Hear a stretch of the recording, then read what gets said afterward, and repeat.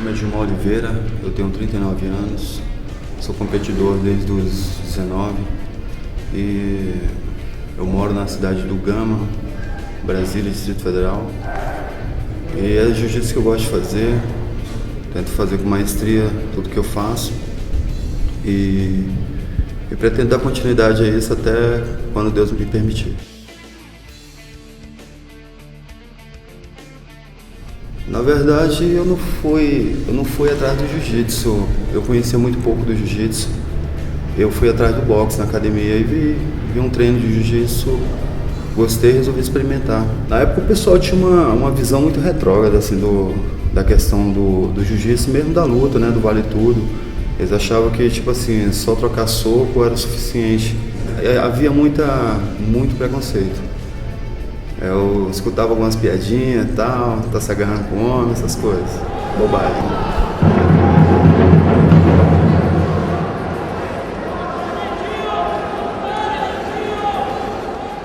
Comecei a competir logo 3 meses que eu tinha começado a treinar. Tipo assim, eu sempre fui muito competitivo.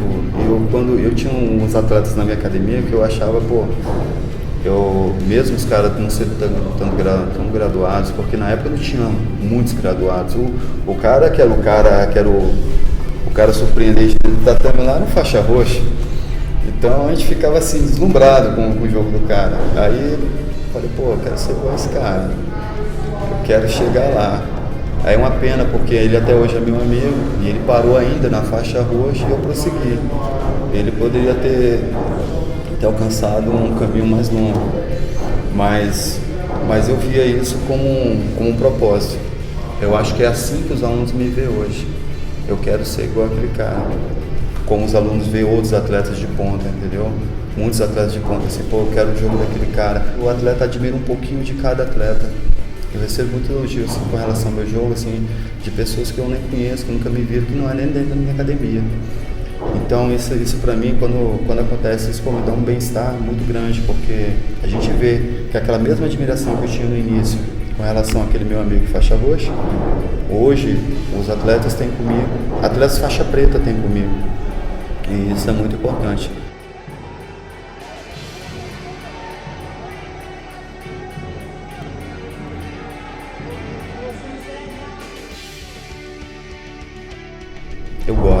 Eu gosto mesmo, eu gosto da adrenalina de quando você entra no tatame com um cara desconhecido ou com um cara que você sabe ali que aquele cara é um bom competidor. Eu gosto de sentir essa sensação.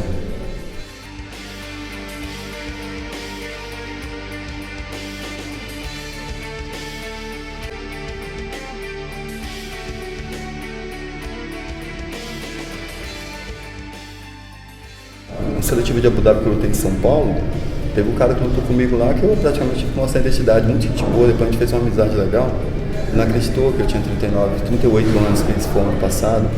Ele tava reclamando que ele já estava com 31 e estava lutando no adulto, e eu falei, cara, que é isso? Tem muito a galgar ainda pela frente, eles têm muito a subir. Eu me sinto bem lutando tanto no adulto quanto no master. Lutei poucas competições de master, ainda luto mais o adulto. A gente sempre tira um proveito de cada coisa, né? Até mesmo dos locais. Porque a gente não deve desmerecer ninguém, principalmente isso. Às vezes chega um cara ali que você nunca viu, um cara que não tem nome nem nada e te surpreende. Isso acontece muito.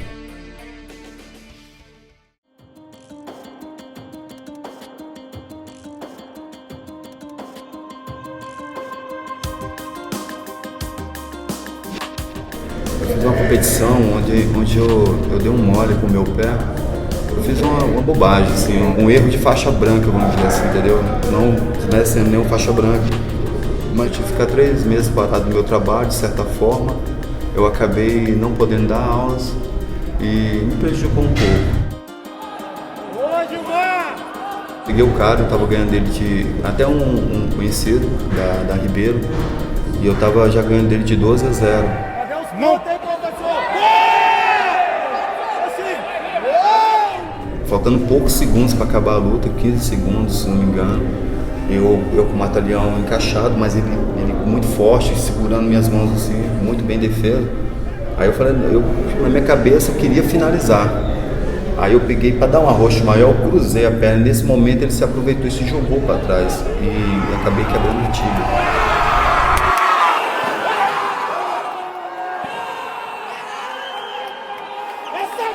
Eu vi que foi eu vi que isso é uma coisa que eu não devia ter feito, porque foi simplesmente uma postura arrogante. Eu queria finalizar o cara, entendeu? Sendo que a luta ele já estava ganha. Mesmo que eu soltasse ele deixasse ele para cima de mim, ele não alcançaria as pontuações. Ele me pediu desculpa depois, uma coisa que acontece da luta. Isso aí de forma alguma eu tenho chateação nenhuma com ele. É um cara gente boa, eu gosto dele pra caramba. É isso.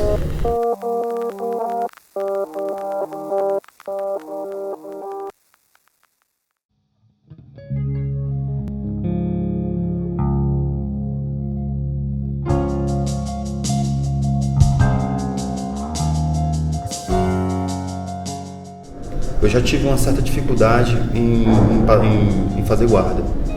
Isso até meados de faixa roxa, por aí. Aí eu peguei e comecei a me policiar com relação a isso. Falei, pô, se eu quero ser um cara mais completo, eu tenho que fazer as duas coisas. Porque a maioria dos caras que lutam no meu peso, acima de 100 quilos, eles geralmente não fazem guarda. A não ser aqueles caras quando é muito alto, que tem as pernas muito longas, mas um cara tipo de 1,80 m como eu, mais encurtado, o meu peso não faz guarda. E eu procuro fazer. Então geralmente eu surpreendo os atletas desse peso porque eu puxo. Quando eu vejo que está trocando muito em pé, ninguém vai puxar, eu puxo. Eu sou considerado um cara veloz pro meu peso. Muita gente já me falou isso. Então eu fico muito assim, eu fico igual um gato. Eu pego no cara, ele segura ali, mas eu tento surpreender, não ser surpreendido, entendeu? Então qualquer coisa que o cara faz, eu já tô na expectativa. Eu acho que isso é que a maioria dos atletas competidores são assim. Aí eu vejo que eu vou lutar com um cara ali que ele já vem com sangue no olho ali, eu falei, esse bicho tá tentando me surpreender em tal coisa. Se eu perceber o posicionamento dele de judoca, eu já puxo ele pro solo. Entendeu? Porque eu sei que é um cara que tem a base boa e tal, eu não sou um cara tão bom de queda. Eu tenho minhas quedinhas, eu tenho meus ais na manga. Mas tipo assim, eu não vou ficar trocando com um cara, um exímio lutador de judô.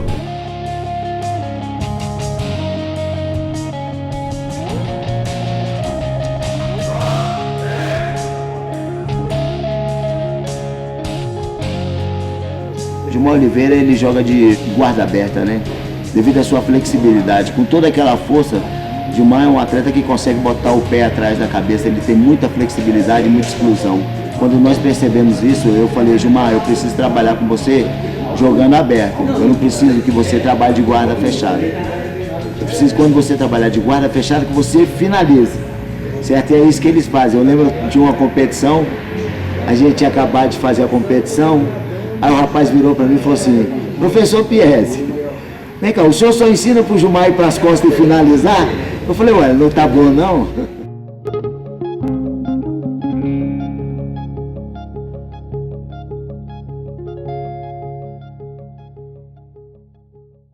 Fala leve com o professor Gilmar, eu vou te falar. Eu nunca vi e não conheço, mas de vez em quando eu vejo ele fazendo umas brincadeirinhas aqui com os faixas brancas que eu penso, eu queria ser esse faixa branca, porque comigo eu nunca senti isso não.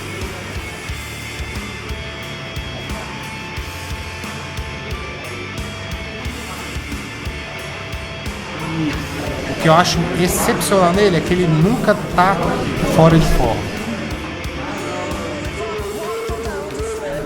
Nasceu geneticamente beneficiado para praticar o jiu-jitsu, porque ele é uma pessoa que trabalha muito como vigilante, então ele não é uma pessoa que tem, como vários atletas que eu conheço, tem um tempo livre para poder estar treinando e compete como um profissional. Vários atletas de ponta sabem do potencial dele, sempre quando cruza com a gente que em outros campeonatos que ele não está, tipo brasileiro, sempre pergunta, cadê o Gilmar?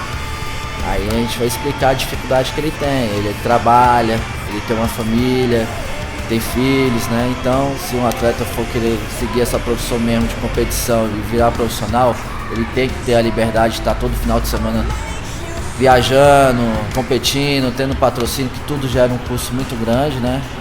Então, infelizmente, às vezes ele fica travado mediante essas situações, né, de ter que administrar a família, filhos, treino, trabalho. Então essa eu acho que é a maior dificuldade hoje do Gilmar, entendeu?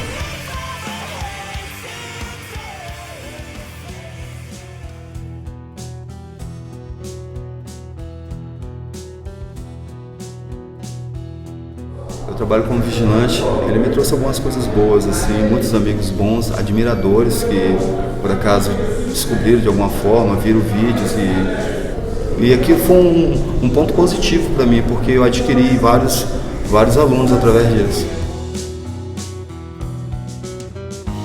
E hoje eu tenho uma turma legal, eu tenho uma equipe de médicos que fazem treino comigo, é um treino particular. E isso tudo ali partiu ali do meu trabalho, entendeu? Partiu de dentro do... Mas até então ninguém me conhecia. Só conhecia por aquilo que eu faço dentro do hospital. Porque eu faço o atleta, então eu ficava calado, eu não gosto muito de falar de mim.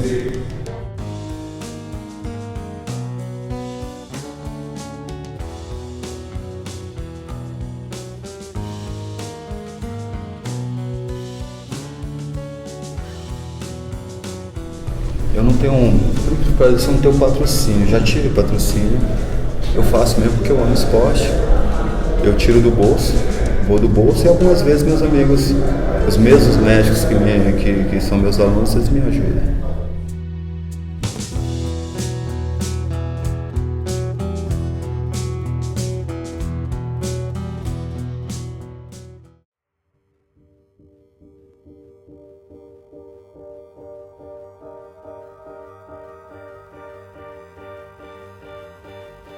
Eu não faço tanta musculação, praticamente eu não faço musculação. É um tempinho que eu tenho, uma vez ou outra por semana, dou uma corrida, vou fazer uma malhação de rua.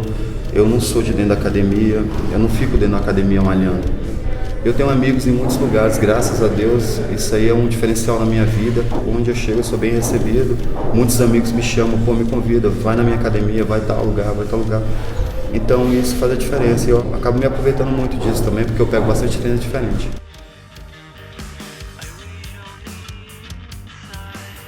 Aí, galera. É bonito. Aí.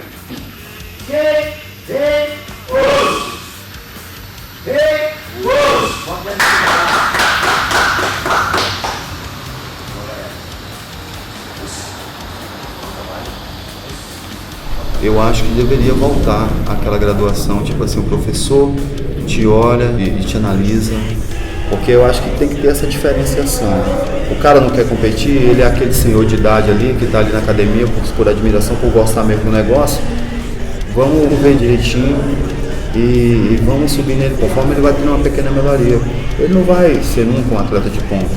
Eu acho que pelo menos para o pessoal que quer competir, eles teriam que ser avaliados pelo professor e não por tempo em cada faixa.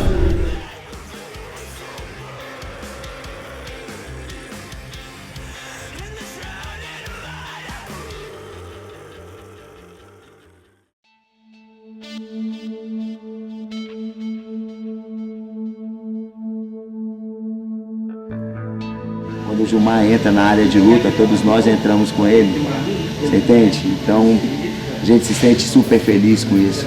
Isso faz com que a academia trabalhe bem melhor, certo? Os alunos se empenhem bem melhor. Aqueles alunos então que gostam de competir, se pudesse ter um bonequinho do Gilmar, todo mundo ia querer ter um.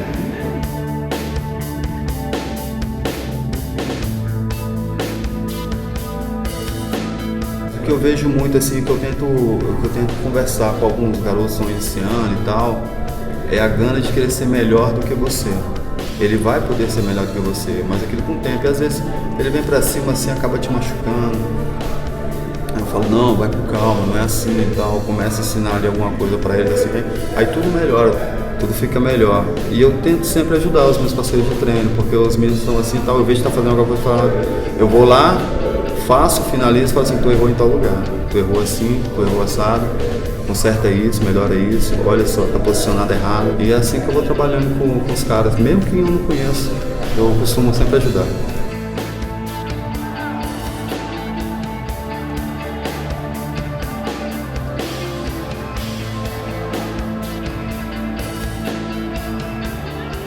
alguns caras que falam assim, cara, como tu é forte, tu é muito forte. E esquece que você também pode ser cara técnico, entendeu?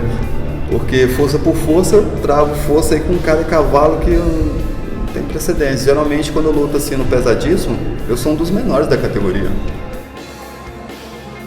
Mas a questão dos caras falar assim, pô, sempre falar muito da minha força, um cara que nem malha praticamente. Então, isso às vezes, tipo assim, eu fico assim, pô, mas é que ninguém reconhece a minha técnica.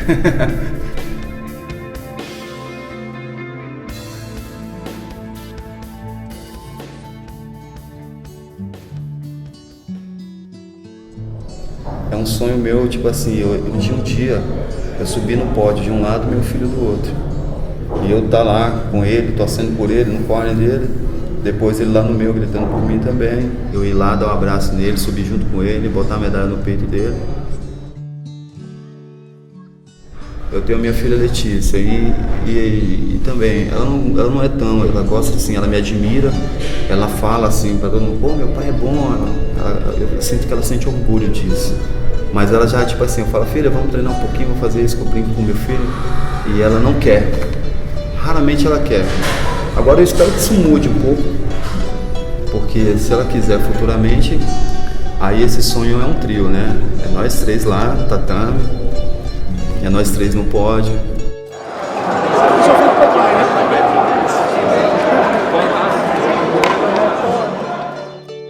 Meu filho é bem pequeno, tem apenas 7 anos, é o Nicolas, mas eu tenho muita vontade de um dia ele estar já adulto. Ele está lutando no adulto, lá no Master, sei lá quanto, mas eu vou estar lutando.